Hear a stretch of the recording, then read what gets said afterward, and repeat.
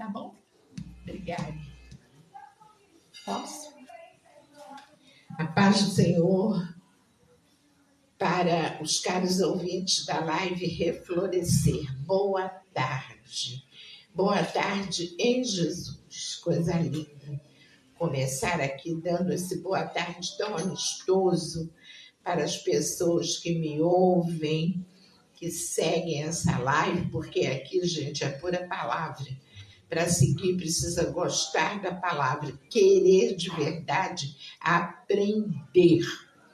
Porque quando eu pesquiso para trazer para vocês, eu estou em eterna aprendizagem.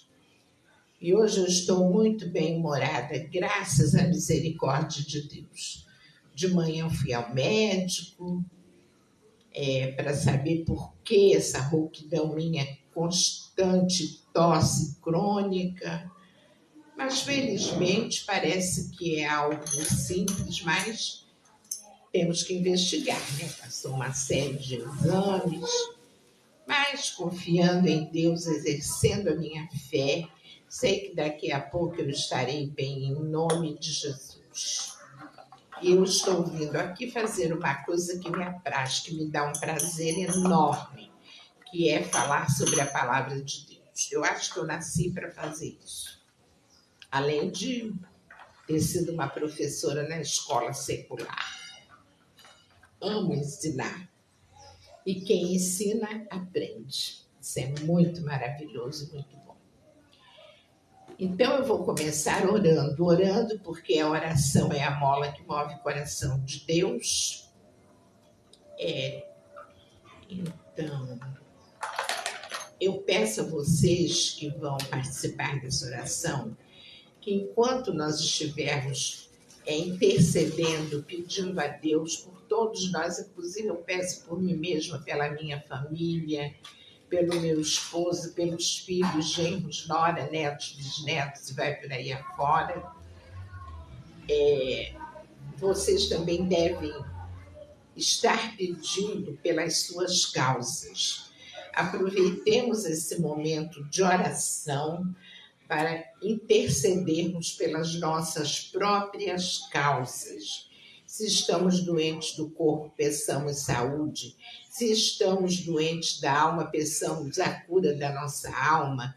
Portas de emprego sejam abertas, entendeu? Para quem tem as portas nesse momento fechadas, portas de emprego sejam abertas. Que Deus dê vitórias para os estudantes nos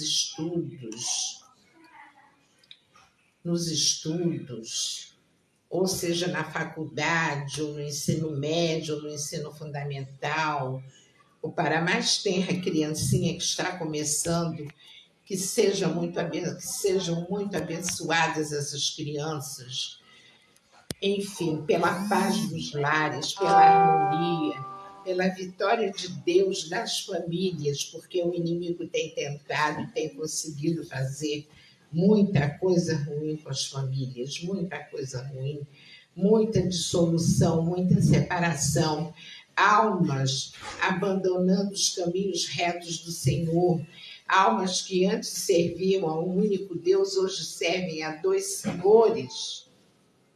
Um pé lá, outro pé cá.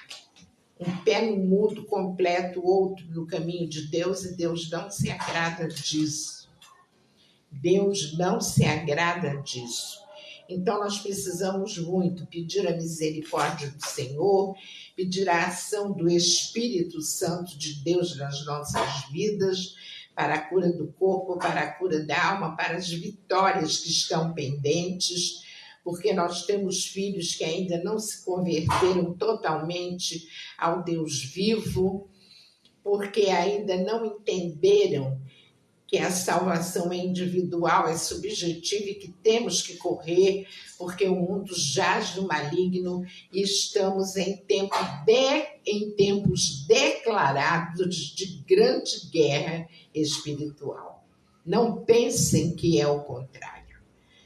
O espiritual negativo está batalhando, porque ele sabe que os dias dele estão contados, digamos assim. que o triunfo será de Jesus e da sua igreja neste planeta. Eu creio nisso. E quando eu falo nisso, eu me lembro de tantas paisagens belíssimas. Vem à minha mente, por exemplo, eu não conhecia até um tempo atrás, até uns 2 anos atrás, as ilhas chamadas Ilhas Marquesas, que ficam no Oceano Pacífico. Então, eu vi um programa, O Mundo Visto de Cima, que mostrou essas ilhas. Eu fiquei maravilhada, mas eu fiquei encantada. Que lugar lindo! Ilhas Marquesas, que lugar maravilhoso! Então, eu fico pensando, este planeta não vai ser destruído. Não vai ser. Será um planeta regenerado pelo poder da Trindade Santa, Pai, Filho e Espírito Santo. E Jesus vai estar aqui por 1000 anos como sacerdote, governando o planeta. Governando.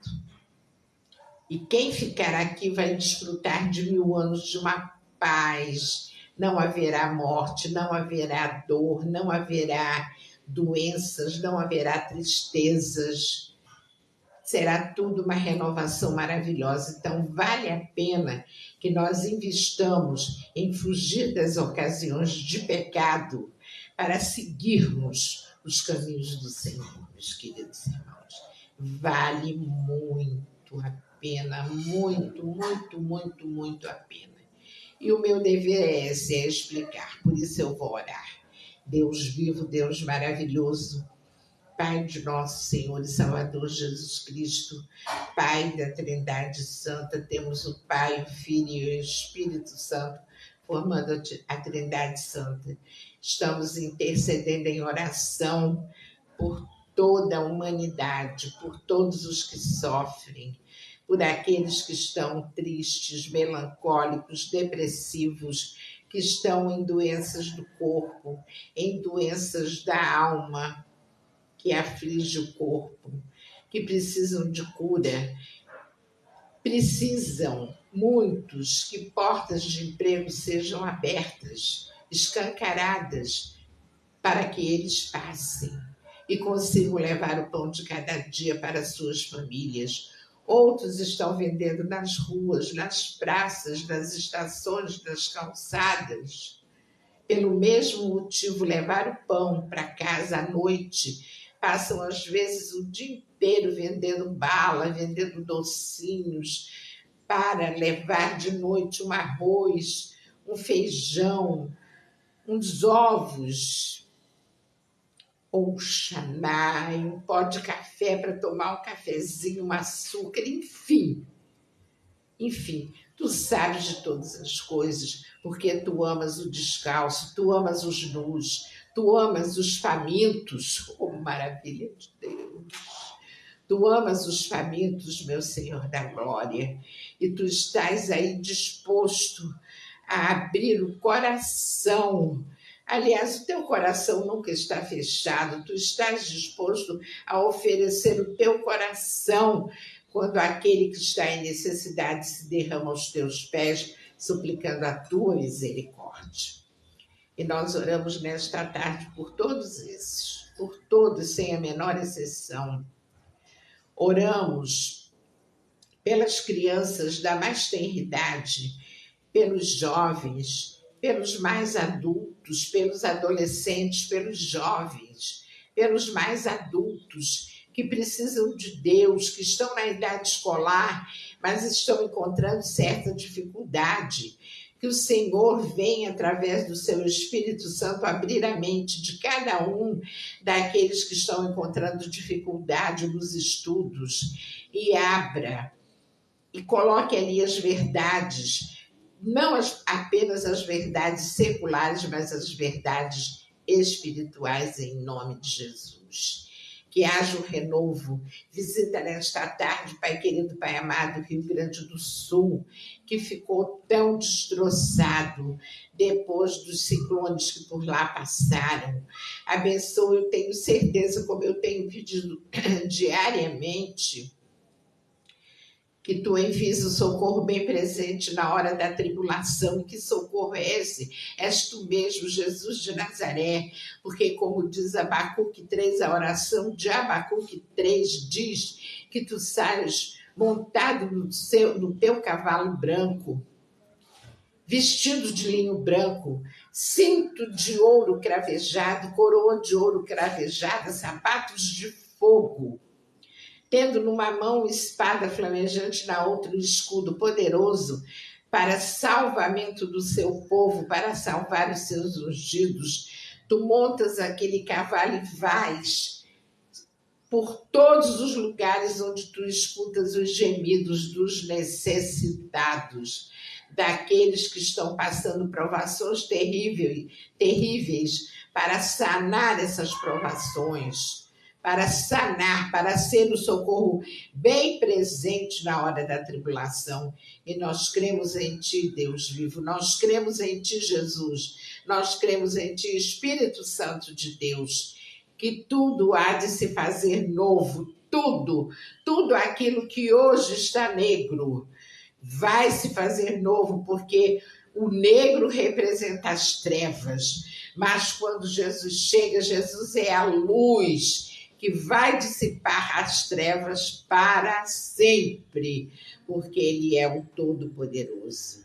E tudo isto Ele faz no seu próprio nome, para honrar o seu próprio nome, que é Jesus, o unigênito do Pai, o guarda de Israel, aquele que não tosqueneja nem dormita, aquele que é o Santo dos Santos, o Senhor dos Senhores, o Senhor dos Exércitos. E nós te glorificamos, Shaddai maravilhoso, por tudo que tu tens feito. E que a live de hoje seja uma live abençoada para ensinar a todos aqueles que querem aprender a respeito da palavra, porque esta é a nossa finalidade. Em nome de Jesus. Amém, amém e amém. Hoje nós vamos ler a primeira carta, que são 7 cartas às 7 igrejas da Ásia. Bom, os 2 programas anteriores nós falamos bastante sobre o livro de Apocalipse e sobre tudo que representa, né? Aquilo que foi revelado a João na ilha de Pátimo, ao apóstolo João. E hoje nós vamos ler a primeira carta, Cartas às 7 igrejas da Ásia, que está contido em Apocalipse, capítulo 2, dos versos 1 a 7. É curtinho, né? De 1 a 7. Nós sabemos que quem está falando é Jesus de Nazaré, o unigênito do Pai, que ele deu essas visões ao apóstolo João quando ele estava exilado na ilha de Patmos. E Jesus diz assim: escreve ao anjo da igreja que está em Éfeso. Isto diz aquele que tem na sua destra as 7 estrelas, que anda no meio dos 7 castiçais de ouro. Coisa linda, gente. Vou repetir. Ele diz para João: escreve ao anjo da igreja que está em Éfeso. Éfeso foi a primeira igreja, né? A qual foi enviada a carta. Isto diz aquele que tem na sua destra, o que é a destra, senão a mão direita. Isto diz aquele que tem na sua destra as 7 estrelas, que anda no meio dos 7 castiçais de ouro. Quem é este, senão o Senhor Jesus de Nazaré? Aí Jesus diz para a igreja: eu sei as tuas obras e o teu trabalho e a tua paciência, e que não pode sofrer os maus. Isso significa que não pode sofrer os maus, ou seja, não pode suportar os maus.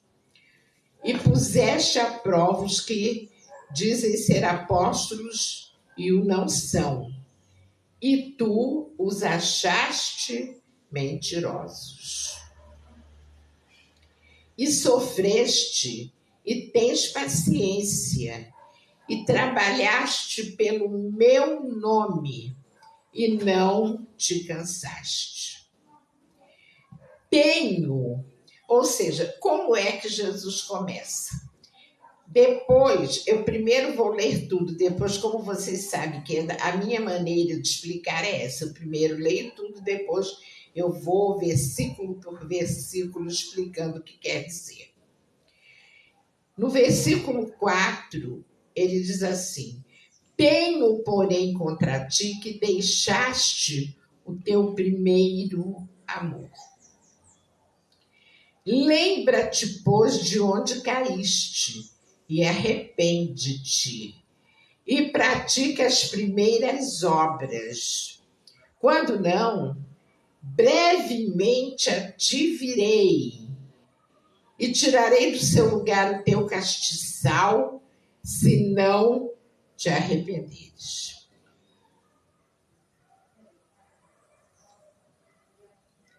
Tens, porém, isto, que aborreces as obras dos nicolaítas, as quais eu também aborreço. Quem tem ouvidos, ouça o que o Espírito diz às igrejas. Ao que vencer, dar-lhe-ei a comer da árvore da vida, que está no meio do paraíso de Deus. Então, a primeira carta está contida nestes 7 versículos. E aí vocês observaram que o Senhor Jesus, ele começa elogiando a igreja em Éfeso.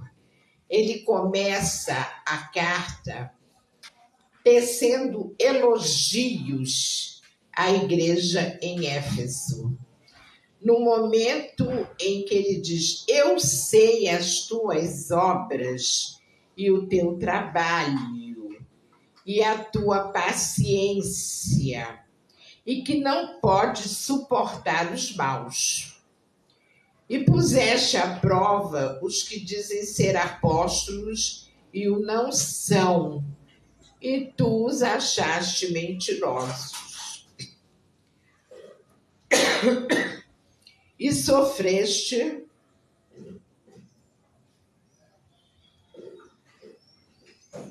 e tens paciência. Ou seja, o Senhor Jesus, na sua onisciência, ele sabe tudo a respeito das igrejas. Ele conhece, no profundo espiritual, cada membro. Cada membro. Ele sabe tudo, porque ele nos vê como se fosse um aparelho de raio-x. Ele vê a mente, ele vê o coração, ele vê o âmago da alma, que fica bem aqui em nós, na altura do estômago, o âmago mais profundo da nossa alma. Ele conhece o nosso caráter, ele conhece a nossa personalidade, ele conhece cada faceta das ações que nós praticamos e também tudo aquilo que falamos, ou de bom ou de ruim. Não tem essa de enganar Deus, não. Ele sabe tudo a nosso respeito, assim como ele conhecia os membros da igreja de Éfeso, na Ásia. Ele conhecia. Então, ele diz: eu sei as tuas obras, o teu trabalho e a tua paciência. Olha aí, são virtudes que ele vê nos membros da igreja de Éfeso. Ele sabia qual era o trabalho que eles praticavam em prol do crescimento da igreja. Eles sabiam o próprio trabalho, né, em si, que não deveria ser um único trabalho. Digamos assim, uma raiz de trabalho, mas muitas vertentes de um só trabalho. De repente, digamos assim, ser generoso com as pessoas menos afortunadas, preocupados com o próximo que não tivesse o pão, o alimento, a roupa, o sapato, tudo isso. Preocupados com o futuro das crianças da igreja, dos jovens, dos adolescentes, para que tivessem um bom ensinamento, né? E, sobretudo, a paciência. Tudo isso costurado, unidos umas coisas dessas às outras, cada nuance do trabalho ligadas umas às outras pela paciência, porque nós sabemos que a paciência é uma virtude e que nem todos cultivamos essa virtude. A grande maioria dos seres humanos, a bem da verdade, não tem paciência. Não tem. Eu, por exemplo, sou uma que peco muito nesse quesito. Não tenho muita paciência. Mas a gente vai pedindo a Deus para que Ele nos molde. Pedindo a Deus para que Ele nos refaça o caráter. Ou que Ele apare as nossas arestas ruins. E que Ele nos conserte. Quem faz essa linda obra é o Espírito Santo. Por isso que toda hora eu falo nele. Porque é Ele quem está sobrevoando a terra como se fosse um drone. Como se fosse um drone, o Espírito Santo. Para lá e para cá, colhendo aqui, colhendo ali, colhendo acolá. Para poder responder às pessoas que suplicam a ajuda dele. E eu sou uma que suplico todos os dias e várias vezes por dia. Mas tem coisas que demoram a ter resposta, como a cura da alma, é algo muito complexo. Porque hoje você se arrepende, amanhã você já comete o mesmo erro. Isso é muito difícil. Mas a gente quer acertar. E Deus vê. Eu acredito que por isso que o Senhor, Deus, ele considerava Davi um homem segundo o seu coração. Porque Davi pecava bastante. Davi foi um grande pecador. Mas ele estava sempre tentando se consertar. Ele não dizia, eu sou assim, eu não vou mudar, eu não quero mudar, eu não tenho interesse em mudar. Muito pelo contrário, ele queria se consertar, ele queria mudar. Estão me entendendo, meus queridos irmãos? Ele queria mudar. E aí ele estava sempre, ele pecava, mas ele se ajoelhava e ficava horas de joelhos chorando, molhando o chão com as suas lágrimas, se arrependendo e suplicando a ajuda dos céus para que ele conseguisse mudanças no seu caráter e na sua personalidade. Porque sozinhos nós não conseguimos absolutamente nada. Nós não temos forças para tal. Não temos, meus amados irmãos. Nós precisamos da ajuda do alto. Do alto. Do alto. E que não pode sofrer os maus. E ele diz assim, que não pode sofrer os maus, ou seja, a igreja de Éfeso, ela não tolerava o mal. E puseste a prova os que dizem, ou seja, eles na igreja de Éfeso, eles puseram à prova determinadas pessoas que chegaram à igreja dizendo-se apóstolos de Jesus, Mas, na verdade, eles não eram apóstolos, coisa nenhuma. Eles chegaram lá fingindo ser apóstolos, mas a igreja teve a sabedoria de colocar aqueles homens intrusos à prova, né? E viram neles a mentira. Então, são coisas boas que Jesus elogiou no início da carta. E sofreste e tens paciência, e trabalhaste pelo meu nome, não te cansaste. Está aí um segredo. Bom, o sofrimento é algo inerente ao ser humano. Não adianta você dizer que você não sofre, porque isso é uma grande mentira. Todos nós temos o nosso sofrimento. Jesus, inclusive, mandou que nós pegássemos a nossa cruz e seguíssemos depois dele, seguindo ele com a sua e a gente com a nossa,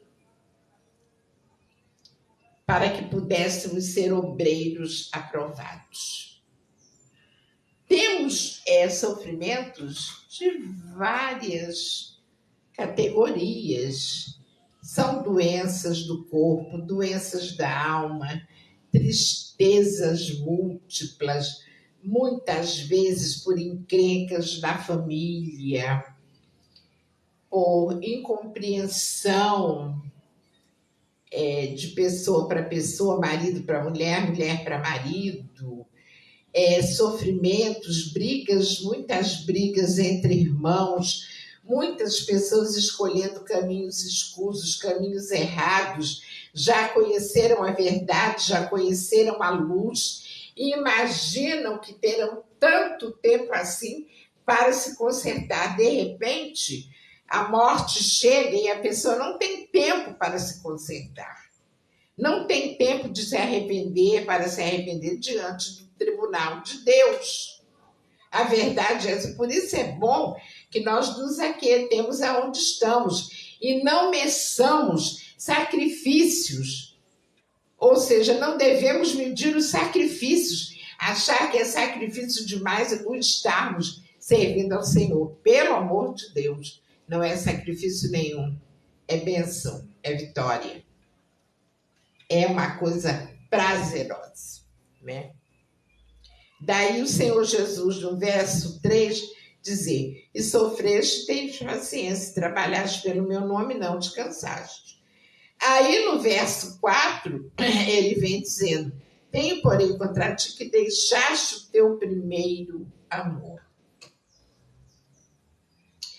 De uma certa maneira, deixar o primeiro amor é abandonar a caridade. A caridade. Há alguns que ainda nem conheceram, já estão numa certa idade e nem conheceram a caridade, que a caridade é tão falada, é sinônimo de amor.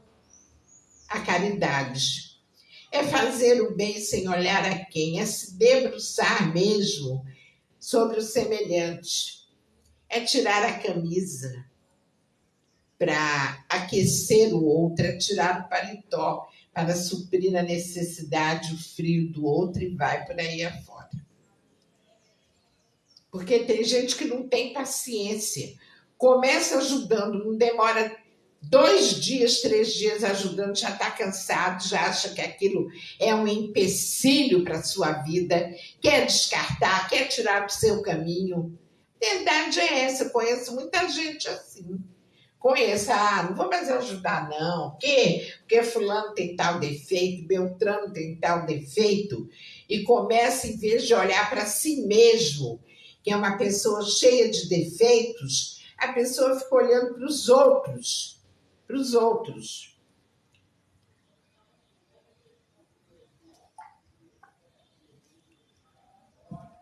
Porque o Senhor Jesus não se agrada disso.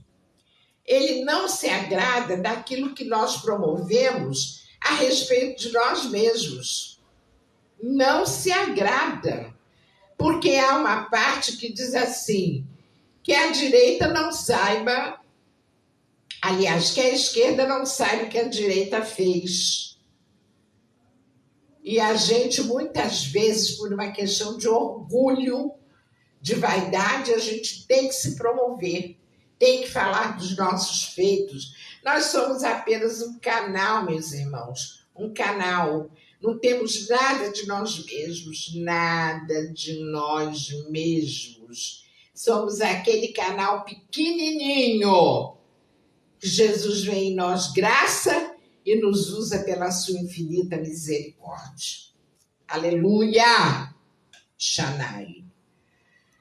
Aí o versículo 5 diz assim: lembra-te, pois, de onde caíste e arrepende-te e pratica as primeiras obras. Quando não, brevemente eu te virei e tirarei do seu lugar o teu castiçal.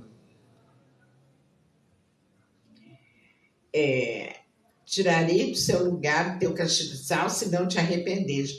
Ou seja, o Senhor Jesus está mandando uma advertência para a igreja de Éfeso, através da carta que ele ditou a João, para que escrevesse a carta e mandasse para a igreja de Éfeso. Deixaste o teu primeiro amor, a caridade. Lembra-te, ele ainda manda que nós nos lembremos. Por quê, gente? Por que eu falo nós no presente, aqui e agora?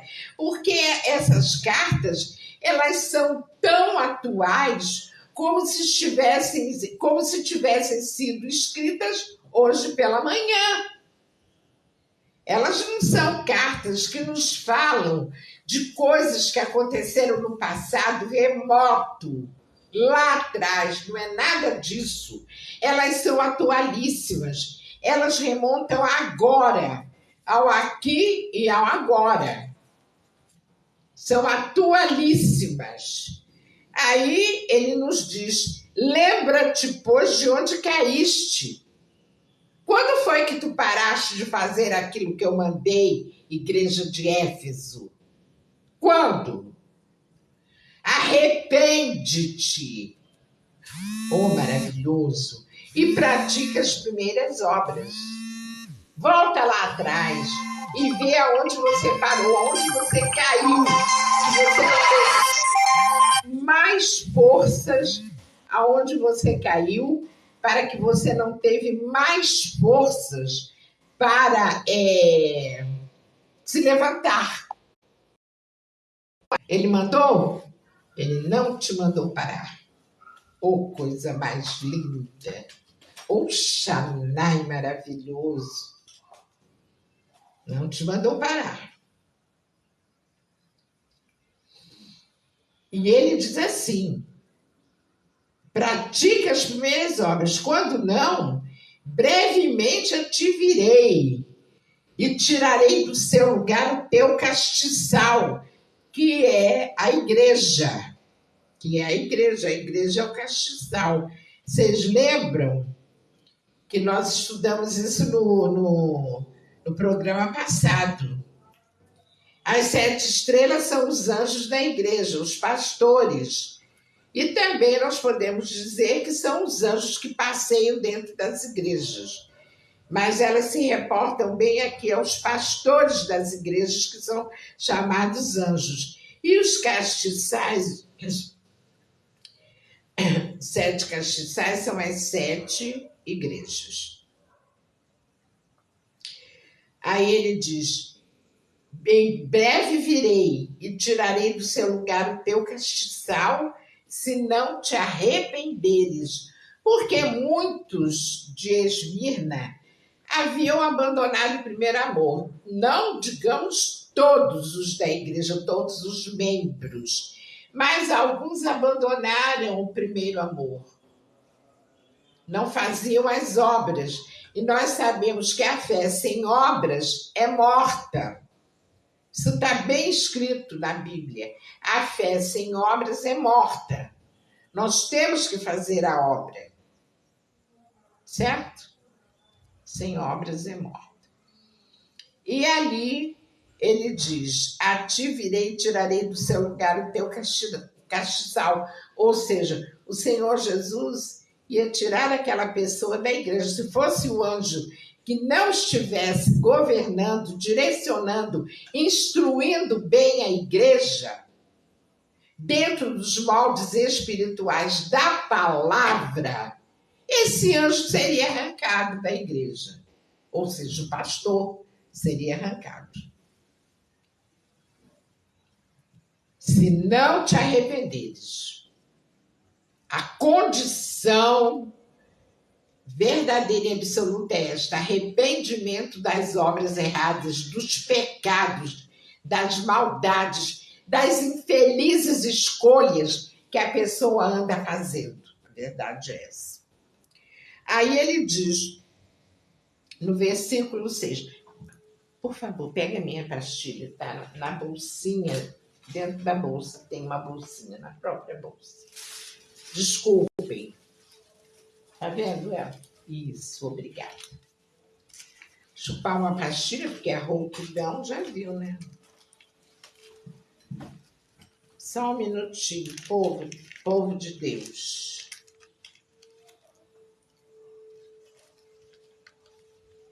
Então,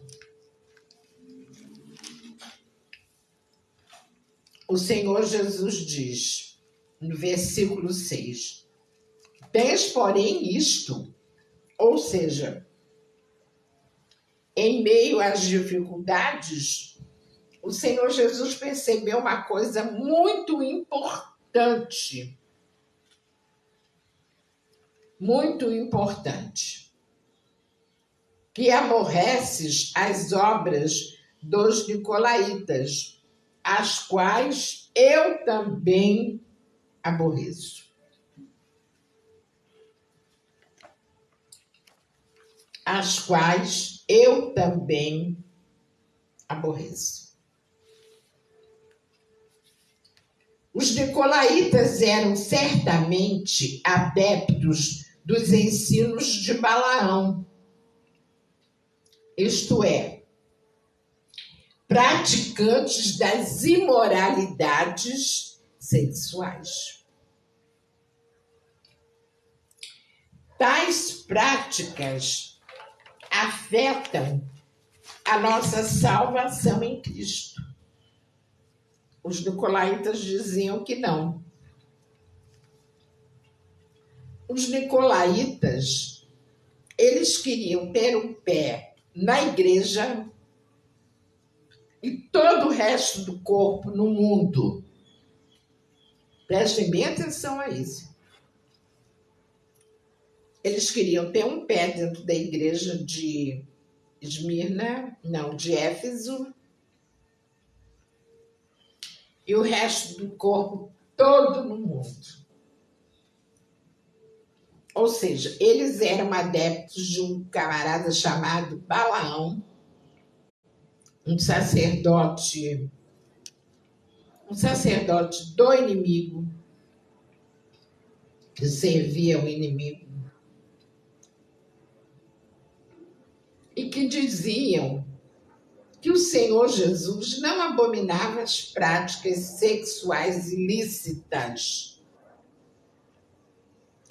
que era permitido dentro, mesmo aqueles que estavam dentro da igreja, podiam praticá-las, pois eles não perderiam a salvação, quando a verdade é bem outra, né? Mas nós sabemos que tais práticas afetam nossa salvação em Cristo. O Novo Testamento declara o contrário do que os nicolaítas diziam lá na igreja de Éfeso.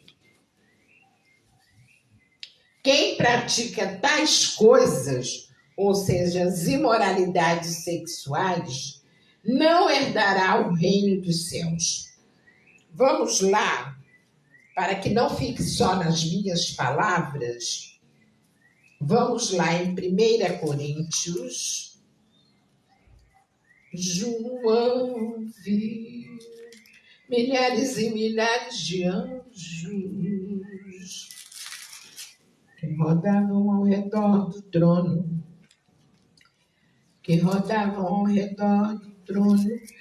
de Deus. 1 Coríntios, capítulo 6, versos 9 e 10. Capítulo 6, o verso 9 diz assim: não sabeis que os injustos não hão de herdar o reino de Deus? Nossa, o mundo está lotado de injustos. Não é isso, meus irmãos? O mundo está lotado de pessoas que não são justas, que tiram da boca do inocente. Olha, quer ver uma coisa? Eu vi domingo passado, agora eu não estou lembrada se foi na Record ou na Globo. Eu gosto muito de ver domingo à noite o Fantástico e também o Domingo Espetacular. São 2 programas de utilidade pública. Informam muita coisa interessante. Em Minas Gerais, um homem, isso aqui é um exemplo de uma pessoa injusta. Um homem é até muito bem apessoado. Sabem o que ele fazia? Pasmem. Se alguém viu, sabe que eu não estou falando nenhuma mentira. Esse homem ia nas cidades bem pequenas de Minas, mas pequenas cidades assim de poucos habitantes, cercadas de muitas fazendas, de muitos sítios. E ele procurava saber quem tocava sanfona. Você viu esse programa? Ele procurava saber quem tocava sanfona naquele lugar. E ali, cidade pequena, todo mundo se conhece. Não, nós temos um sanfoneiro no sítio assim, assim, assim. O nome dele é tal. Ele dava todas as referências. Aí o homem ia lá, conversava, tomava café. Sabe como é o povo da roça? Muito acolhedor, não desconfia de nada, faz um café gostoso, uns bolinhos, uns bolinhos de fubá, quentinhos, gostosos. E ali recebia aquela pessoa. Depois ele ia de novo. Ah, dá para me emprestar a sua sanfona para eu tirar umas músicas, eu estou na pensão tal e tal. As pessoas muito simplórias, uns 2 ou 3 emprestaram, e a sanfona nunca mais voltou. Sanfonas lindas, sanfonas antigas, sanfonas que eram relíquias de família, iam passando de pai para filho. Esse homem, segundo a estimativa da Polícia Civil, que foi fazer o trajeto que ele fez em várias cidades de Minas, ele roubou quase 60 sanfonas para vendê-las no Rio de Janeiro, em torno de R$ 8.000 cada sanfona, ou então vendia não apenas para repassar a sanfona e o receptor vender mais caro, muito mais caro, mas também como desmanchar a sanfona para tirar peças antigas. Ou seja, tirava, digamos, aqui não era o pão, mas era uma questão de foro íntimo de cada sanfoneiro. Ter sanfonas verdadeiras relíquias, de pai para filho. Outros tocavam mesmo nos bailinhos da cidade, tocavam nas praças para alegrar o povo no dia de domingo, porque são cidades onde não tem um cinema, não tem um shopping, não tem nada disso. Então é um exemplo de injusto. Não sabeis que os injustos não hão de herdar o reino de Deus? 1 Coríntios 6, 9. E o 1 Coríntios 6, 10 diz assim: não erreis, nem os devassos, nem os idólatras, nem os adúlteros, nem os efeminados, nem os sodomitas, nem os ladrões, nem os avarentos, nem os bêbados, nem os maldizentes, nem os roubadores, olha aí onde esse homem se enquadra, herdarão o reino de Deus. Certo, crianças? Certo? Deus abomina o ensino herético. Sabe o que quer dizer o ensino herético? Que vem de heresia. Heresia são coisas que contradizem as leis da igreja, principalmente as leis da igreja cristã, seja ela católica, seja ela evangélica. Isso é heresia, contradizer. São chamadas heresias. E o ensino herético é isso, que diz podermos ser salvos e, ao mesmo tempo, viver na esbórnia, na devassidão, fazendo tudo que é errado com o nosso corpo, que é o templo do Espírito Santo de Deus. E agora, José? E agora? E agora? É isso. Eu falo sem medo, porque o Espírito me garante. O Espírito quer que eu fale a verdade e não fique maquiando. Então, Deus abomina o ensino herético, que diz podermos ser salvos e, ao mesmo tempo, viver na devassidão, na esbórnia. Repetir aquilo que Deus abomina é característica principal de quem é leal a Cristo. Vamos lá no Salmo 139. Salmo 139, versículo 21. Salmo 139, que é um dos salmos mais lindos da Bíblia. É lindo. Salmo 139, versículo 21, diz assim: Não aborreço eu, ó Senhor, aqueles que te aborrecem, e não me aflijo por causa dos que se levantam contra ti. Este salmo foi escrito pelo salmista Davi. Então, esse Salmo 139 é uma lindeza. Procurem lê-lo todo, que vocês vão aprender coisas lindas. E o salmista, no versículo 21, ele fala assim para Deus: Senhor, não aborreço eu aqueles que te aborrecem, e não me aflijo por causa daqueles que se levantam contra ti. Ou seja, ele quer dizer o seguinte, que aqueles que aborrecem ao Senhor são aborrecidos por ele. Ele não quer saber daquelas pessoas, entendeu? Ele não aprova o que aquelas pessoas fazem. E ele também se aflige. E não me aflige por causa dos que se levantam contra ti. Ele fica apoquentado, triste, melancólico, quando há pessoas que se levantam contra Deus. E ele falava isso no tempo dele, lá atrás, muitos séculos atrás. Mas isso permanece hoje escrito na palavra. E a palavra é Jesus falando. Jesus é o Verbo, e o Verbo estava em Deus, e o Verbo estava com Deus, e o Verbo era Deus. E o Verbo se fez carne e habitou entre nós. Coisa linda! Coisa linda. Agora vejamos Provérbios 8, logo em seguida. Provérbios 8, 13. Eu estou louca para fazer Provérbios 8, 13. Diz assim: O temor ao Senhor é aborrecer o mal. O temor ao Senhor é aborrecer o mal. A soberba, a arrogância e o mau caminho e a boca perversa eu aborreço. Nós sabemos que Provérbios foi escrito pelo filho de Davi, o rei Salomão.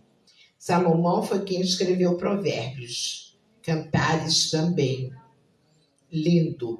Gente, brevemente nós vamos ter um estudo maravilhoso sobre o livro de Cantares, que eu recebi um presente maravilhoso. um estudo completo sobre o livro de Cantares, que é uma coisa linda, magnífica, esplendorosa. Nós vamos nos deleitar estudando Cantares. Você acha que eu posso ficar uma pessoa triste o tempo todo? Claro que não. Isso me alegra demais. Só em pensar que eu recebi de presente no Zap, eu vou ter que mandar imprimir. Tem quase 200 páginas para eu estudar, para eu me aperfeiçoar naquilo e depois ter a quem ensinar. Oh, é para mim como assim, quer ver uma coisa que eu gosto muito, muito que eu gosto? Deixa eu dizer, bolo de banana com canela e também sorvete de passas algum, que eu amo. É muito gostoso isso tudo. Então, repetindo, o temor ao Senhor é aborrecer o mal. Nós temos que aborrecer o mal. Não temos que aplaudir quem faz maldades. Não podemos aplaudir. A soberba, a arrogância, o mau caminho e a boca perversa, eu aborreço. Então, eu já falei que a heresia é uma doutrina contrária à palavra de Deus, que foi aquilo, a doutrina definida nas igrejas cristãs, tá? E ao que vencer, quando ele diz ao que vencer, darei tal e tal e tal coisa. Eu vou terminar essa partezinha aqui que é curta, e depois algum possível comentário que fique, na próxima terça eu concluo. Ao que vencer. O vencedor é aquele que, mediante a graça de Deus recebida através da fé em Cristo, experimentou o novo nascimento e permanece constante na vitória sobre o pecado, o mundo e o inimigo. Olha aqui, pecado, mundo e inimigo. Coisa muito linda. Esse é o vencedor. Cercado de muita oposição e apostasia. Apostasia são coisas erradas, ruins. Tá, ai que maravilha. E depois vem mais, porque mais tarde vão aparecendo outros, né?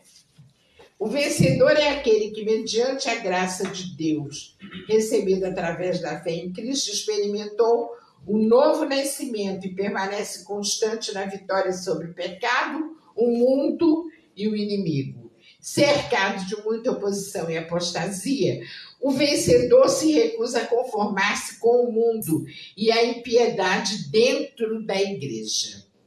Ele ouve e atende o que o Espírito diz às igrejas, permanece fiel a Cristo até o fim e aceita somente o padrão de Deus para a vida cristã revelado na sua palavra. Ou seja, é uma postura de sacrifício, é uma postura de luta contra todo esse lixo que nós estamos vendo aí fora.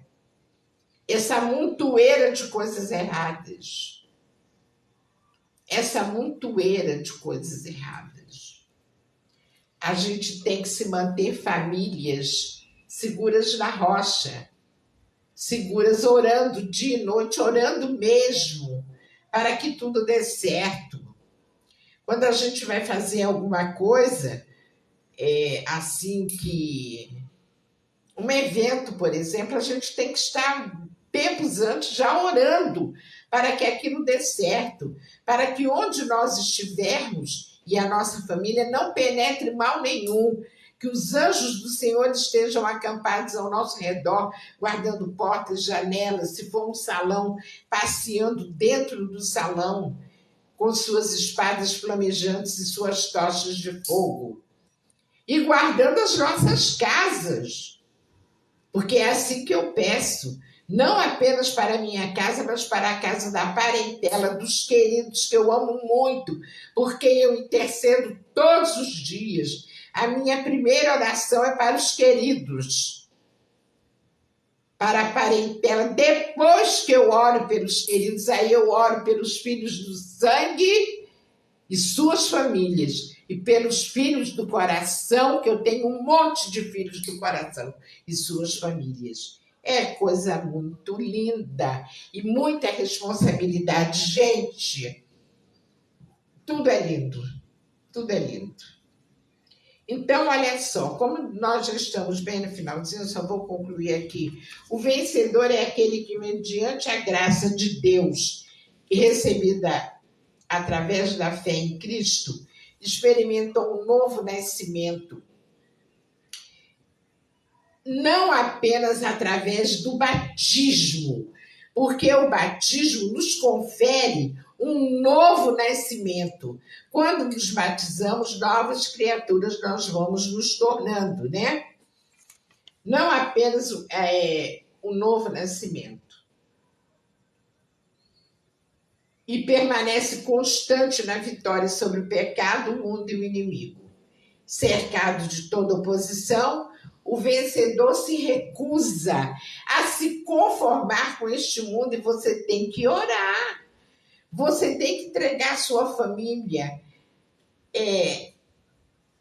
ao Senhor Deus por meio do Filho, pedir que esconda a sua família atrás da cruz do Calvário, livrando-o dessa montoeira de doenças que estão aparecendo agora. Ontem eu vi na televisão, também no jornal, um verme com cabeça de martelo. Ele não tem olho, não tem nada. Ele tem uma cabeça na frente, uma cabeça atrás, um trocinho deste tamanho. E ele é tóxico. Se um cachorro for brincar com ele e mordê-lo, o cachorro está passível de morrer. Uma galinha também, um gato também, porque ele é um verme altamente tóxico. E ele vive mais nas matas e florestas, mas por causa de tanta chuva, ele apareceu num quintal de uma senhora em Minas Gerais. Ela limpando as latinhas de plantas dos jardins, apareceu. Ainda bem que ela não chegou a tocar. E aí vieram os bombeiros, veio uma bióloga que explicou como tem que fazer, botar luvas, manter os animais que tem em casa afastados daquele vermezinho. E aí os pesquisadores o levaram para pesquisar aquele verme, que ele tinha muitos e muitos anos não aparecia. E outras doenças mais, né, meus irmãos, que a gente sabe que essas chuvas trazem, revolvem a terra, muitos bichinhos são trazidos por tanta água.